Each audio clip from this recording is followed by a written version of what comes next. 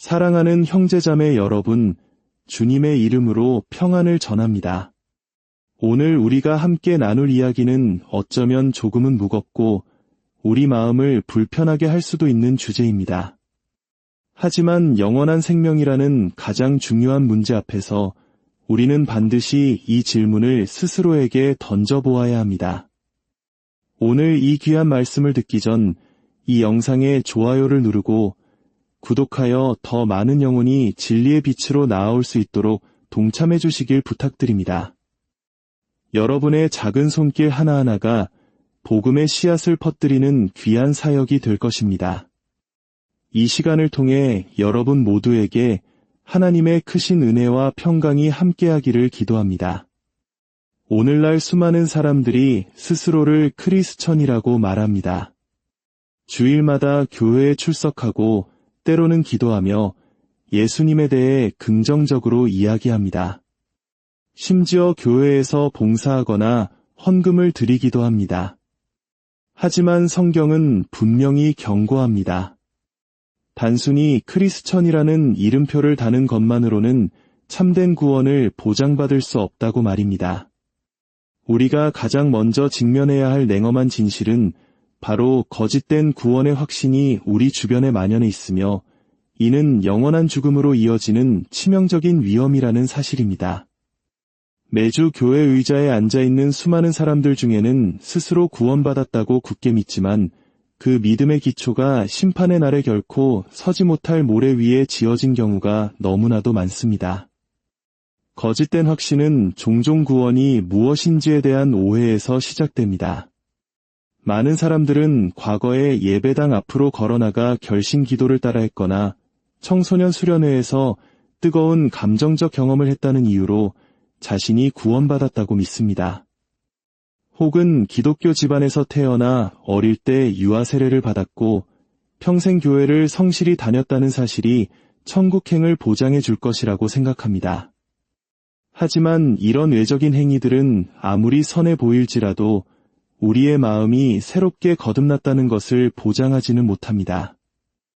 예수님께서는 전통이나 의식을 통해 구원을 가르치지 않으셨습니다. 주님은 요한복음 3장 3절에서 사람이 거듭나지 아니하면 하나님의 나라를 볼 수 없느니라 고 분명히 말씀하셨습니다. 이 거듭남은 말씀과 성령을 통해 이루어지는 전적인 하나님의 주권적인 역사입니다. 어떤 이들은 자신의 도덕적인 삶이나 다른 사람들보다 낫다는 생각 위에 구원의 확신을 쌓습니다. 세상의 온갖 죄악을 보며 자신은 저들보다 더 양심적이고 절제된 삶을 살기 때문에 안전하다고 느낍니다. 하지만 도덕성은 구원의 척도가 될 수 없습니다. 바리새인들은 인간의 모든 기준으로 볼 때 도덕적인 사람들이었습니다. 그러나 예수님께서는 그들을 향해 회칠한 무덤이라 꾸짖으셨습니다. 겉은 깨끗해 보이나 그 속은 죽음으로 가득 차 있었기 때문입니다. 진정한 구원은 겉모습의 깨끗함이 아니라 내면의 완전한 변화를 의미합니다. 또 다른 이들은 감정적인 경험에서 확신을 찾습니다. 그 부흥회에서 무언가 특별한 것을 느꼈어요. 또는 그 기도를 드릴 때 마음의 평안이 임했어요. 라고 말합니다. 하지만 감정은 믿음의 기초가 될 수 없습니다. 우리의 마음은 만물보다 거짓되고 심히 부패한 것이라고 예레미야 17장 9절은 말합니다. 성경이라는 객관적인 진리가 우리의 구원 이해를 뒷받침하지 않는다면 우리는 언제든 속임수에 넘어갈 수 있습니다. 감정의 뜨거움은 식을 수 있고 영적 열정은 차가워질 수 있습니다. 그러나 참된 구원은 일시적인 감정이 아닌 평생에 걸친 삶의 방향과 지속적인 열매를 맺게 합니다. 더욱 우려스러운 것은 교회 사역에 참여하는 것 자체가 구원과 동일시되는 생각입니다. 어떤 이들은 자신이 설교하고 찬양하며 봉사하고 헌금하기 때문에 당연히 구원받았을 것이라고 믿습니다. 그러나 마태복음 7장에서 예수님은 이렇게 경고하셨습니다. 많은 사람이 그날의 주님 앞에 서서 주여, 주여, 우리가 주의 이름으로 선지자 노릇하며 주의 이름으로 귀신을 쫓아내며 주의 이름으로 많은 권능을 행하지 아니하였나이까 라고 말할 것입니다. 그러나 주님은 그들에게 선포하실 것입니다. 내가 너희를 도무지 알지 못하니 불법을 행하는 자들아 내게서 떠나가라. 이들은 무신론자나 우상 숭배자들이 아니었습니다. 종교적인 활동에 매우 열심이었던 사람들입니다. 그럼에도 불구하고 그들은 멸망했습니다. 이것이 바로 거짓된 확신의 무서움입니다. 그것은 스스로가 좁은 길을 걷고 있다고 착각하게 만들지만 실제로는 멸망으로 인도하는 넓은 길을 걷게 합니다. 자신의 진짜 영적 상태를 보지 못하게 눈을 멀게 하고 회개의 시급함을 무디게 만듭니다. 이미 구원의 목적지에 도착했다고 믿기 때문에 어떤 지적이나 책망도 받아들이지 않습니다. 성경은 우리에게 구원을 당연하게 여기라고 말하지 않습니다. 오히려 고린도후서 13장 5절은 너희는 믿음 안에 있는가 너희 자신을 시험하고 너희 자신을 확증하라고 명령합니다. 성경은 구원받는 믿음의 명확한 증거들을 제시합니다. 하나님을 향한 사랑, 그분의 말씀을 사모하는 마음, 회개로 특징 지어지는 삶, 주님의 계명에 대한 순종, 그리고 주에 대한 점점 커지는 미움입니다. 삶의 변화라는 증거가 없다면 구원의 확신을 가질 근거 또한 없는 것입니다. 하나님의 은혜는 마음을 변화시킵니다. 결코 사람을 이전의 모습 그대로 내버려 두지 않습니다. 구원은 완벽을 의미하는 것이 아니라 새로운 방향을 의미합니다. 우리는 이 문제에 우리의 영원한 운명이 걸려 있음을 깨달아야 합니다. 이 경고는 진정으로 그리스도 안에 있는 자들을 두렵게 하려는 것이 아닙니다. 자신의 소망을 그리스도 예수가 아닌 다른 어떤 것 위에 세운 사람들을 깨우기 위한 사랑의 외침입니다. 주님은 피상적인 충성에 관심이 없으십니다. 말이나 외모, 종교의식에 속지 않으십니다. 주님은 누가 자신의 것인지 아시며 그들은 바로 회개하고 오직 주님만을 믿고 새로운 생명의 능력 안에서 살아가는 사람들입니다. 많은 사람들이 마지막 날 손에는 성경을 들고 입술에는 찬송가를 머금은 채 지옥에서 눈을 뜨게 될 것입니다. 왜일까요? 그들은 단 한 번도 진정으로 거듭난 적이 없기 때문입니다. 이 경고는 실제하며 그 위험은 심각합니다. 그러나 복음의 소망은 여전히 우리에게 열려 있습니다. 바로 오늘이 당신의 믿음이 진짜인지 확인할 날입니다. 겉모습에 안주하지 마십시오. 감정에 의지하지 마십시오. 오직 진리를 붙잡고 복음을 믿고 회개하여 생명을 얻으십시오. 성경이 말하는 구원은 단순히 결단하거나 그리스도를 입으로 시인하는 행위가 아닙니다. 그것은 새로운 삶을 낳는 마음에 일어나는 신적인 변화입니다. 우리가 이해해야 할 두 번째 진실은 성경적인 구원은 반드시 삶의 변화로 증명된다는 것입니다. 참된 그리스도인은 단순히 나는 믿는다라고 말하는 사람이 아니라 그 삶의 진정한 회심의 흔적, 즉 열매를 맺는 사람입니다. 다시 말씀드리지만 이것은 완벽에 대한 이야기가 아니라 방향에 대한 이야기입니다. 거듭남으로부터 흘러나오는 순종과 겸손, 그리고 그리스도를 닮아가는 모습이 꾸준히 그리고 점진적으로 나타나는 것을 의미합니다. 하나님께서 죄인을 구원하실 때 그분의 죄를 용서만 하시고 이전 모습 그대로 두지 않으십니다. 그를 변화시키십니다. 디도서 3장 5절은 구원이 중생의 시듬과 성령의 새롭게 하심으로 이루어진다고 말합니다. 이 거듭남, 즉 새로운 탄생은 초자연적인 역사입니다. 그것은 죄인의 돌 같은 마음을 살같이 부드러운 마음으로 바꾸며 영적으로 눈먼 자에게 시력을 주고 하나님을 향한 사랑과 죄에 대한 미움을 일깨웁니다. 사도 바울은 고린도후서 5장 17절에서 이 변화를 강조합니다.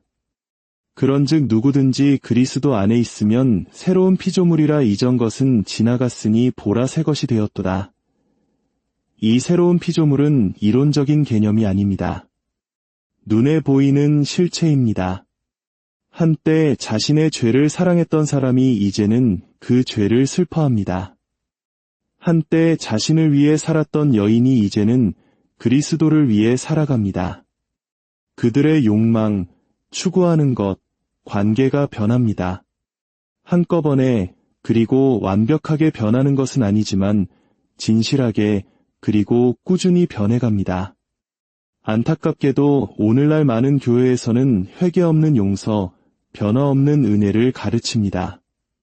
한번 기도했거나 복음의 머리로 동의했다면 그 이후의 삶이 어떠하든 상관없이 구원은 보장된 것이라고 말합니다. 그러나 이것은 예수님께서 전파하신 복음이 아닙니다. 그리스도께서는 사람들에게 손을 들라고 부르지 않으셨습니다. 자신을 부인하고 자기 십자가를 지고 나를 따르라고 부르셨습니다. 나를 믿고 그대로 살아라 라고 말씀하지 않으셨습니다. 나를 따르라고 하셨습니다. 그 따름에는 죄로부터의 돌이킴과 의를 향한 추구가 반드시 포함됩니다. 물론 이것이 참된 그리스도인이 결코 죄와 씨름하지 않거나 죄에 넘어지지 않는다는 의미는 아닙니다. 가장 성숙한 신자라 할지라도 매일 육신과 싸웁니다. 그러나 그들을 거짓 신자들과 구별하는 것은 죄와의 관계가 근본적으로 변했다는 점입니다. 그들은 더 이상 죄를 즐기거나 변명하거나 죄책감 없이 죄 가운데 거하지 않습니다. 대신 죄와 싸우고 죄를 고백하며 죄를 미워하고 죄로부터 자유로워지기를 갈망합니다.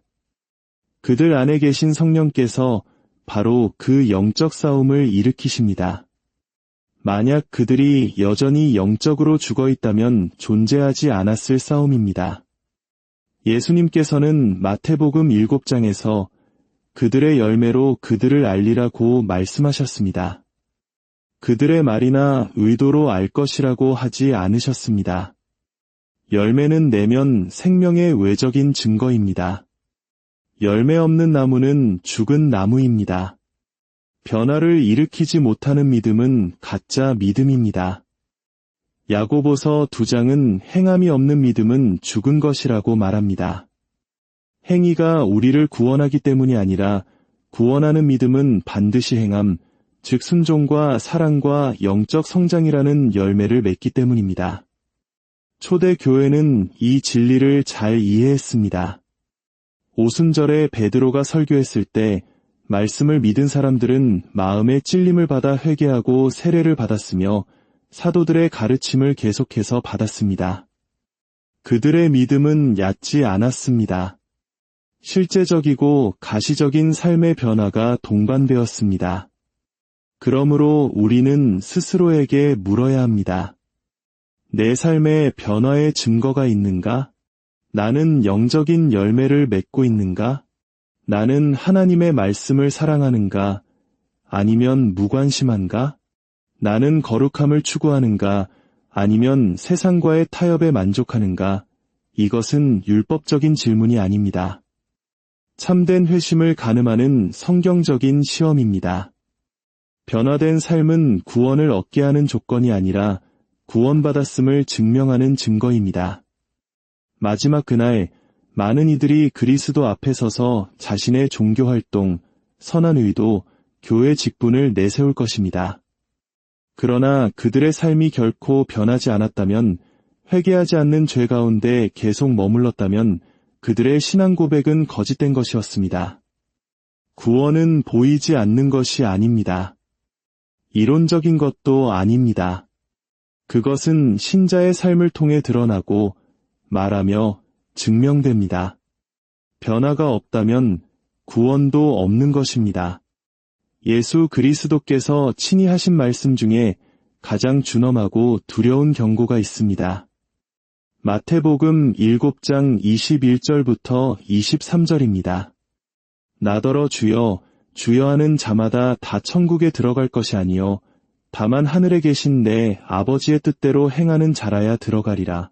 그날에 많은 사람이 나더러 이르되 주여, 주여 우리가 주의 이름으로 선지자 노릇하며 주의 이름으로 귀신을 쫓아내며 주의 이름으로 많은 권능을 행하지 아니하였나이까 하리니 그때에 내가 그들에게 밝히 말하되 내가 너희를 도무지 알지 못하니 불법을 행하는 자들아 내게서 떠나가라 하리라. 이 말씀은 이교도나 무신론자, 공개적으로 그리스도를 거부하는 사람들을 향한 메시지가 아닙니다. 이 말씀은 종교인들, 스스로 구원받았다고 진심으로 믿었지만 결국에는 거부당한 사람들을 향하고 있습니다. 왜일까요? 예수님께서는 자기 기만이 가능할 뿐만 아니라 매우 흔한 일이라고 경고하셨기 때문입니다. 그들은 그리스도의 말씀을 듣고 충격에 빠졌습니다. 그들은 마음속으로 주님께 반항하지 않았습니다. 주님을 주여라고 불렀습니다. 심지어 기적을 포함한 놀라운 종교 활동에 참여했습니다. 그러나 그들의 확신은 잘못된 곳에 기반을 두고 있었습니다. 그들의 외적인 행위는 영적인 안정감을 주었지만 그들의 마음은 변하지 않은 채 그대로였습니다. 문제는 그들이 무엇을 주장했느냐가 아니라 그들이 어떤 존재였느냐는 것입니다.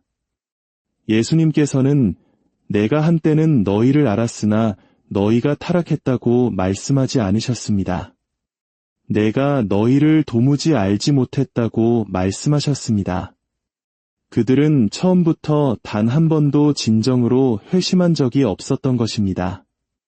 이는 우리에게 아주 중요한 사실을 말해줍니다. 종교 활동에 깊이 관여하면서도 여전히 구원받지 못한 상태일 수 있다는 것입니다. 기독교의 언어를 알고 그 관습에 참여하며 심지어 그 진리를 지적으로 믿으면서도 거듭남을 결코 경험하지 못했을 수 있습니다. 예수님께서는 그들의 행위에 감명받지 않으셨습니다. 왜냐하면 그들의 삶이 여전히 불법, 즉 하나님의 뜻에 불순종하는 것으로 특징 지어졌기 때문입니다. 외적인 활동은 내적인 변화를 결코 대체할 수 없습니다. 가룟 유다는 3년 동안 예수님과 함께 걸었고 기적을 행했으며 복음을 전파했습니다. 그러나 그는 멸망의 자식이었습니다. 그의 마음은 단 한 번도 그리스도께 속한 적이 없었습니다.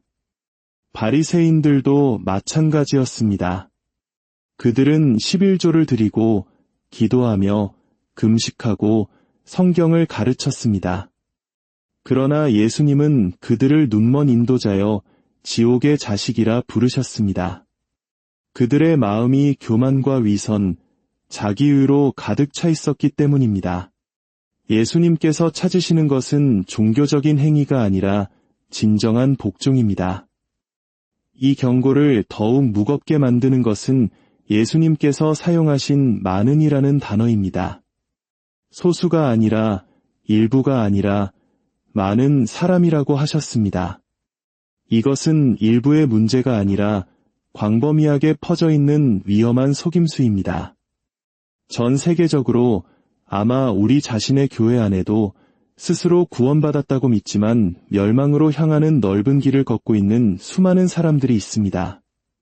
그들은 성경에 비달해서 자신의 믿음을 점검해 본 적이 없으며 진정으로 회개한 적도 그리스도의 주권 아래 들어온 적도 없습니다.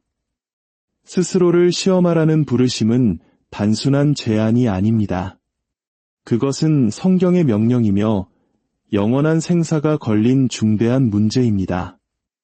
사도 바울은 고린도후서 13장 5절에 이렇게 썼습니다.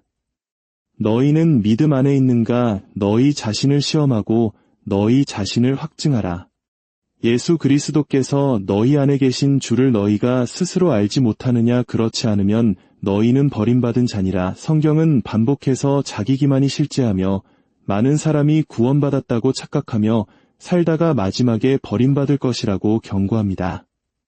그래서 성경은 우리에게 우리의 감정이나 경험, 전통이 아닌 하나님의 말씀이라는 진리에 비추어 우리의 삶을 정직하게 들여다보라고 요구합니다.